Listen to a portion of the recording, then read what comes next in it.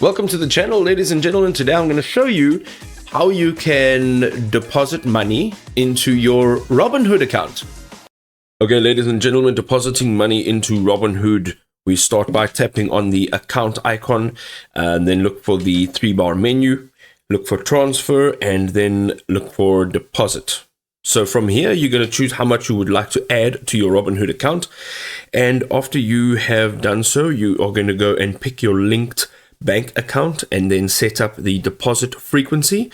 So this could either be a one-time deposit. You could also set it up for a weekly or a monthly frequency. And then you're going to just review the details and tap deposit to initiate the transfer. Now, some of the transfer timelines to take note of is the standard ACH, which would take up to 5 business days.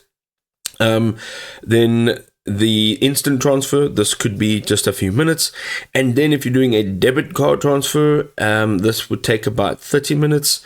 And all of this would depend, obviously, again, on the particular bank that you are using. If you'd like to track your deposits, you can go to view transfer history and then look for pending deposits under account, menu, and history in your app, and you'll be able to find all of your deposit history.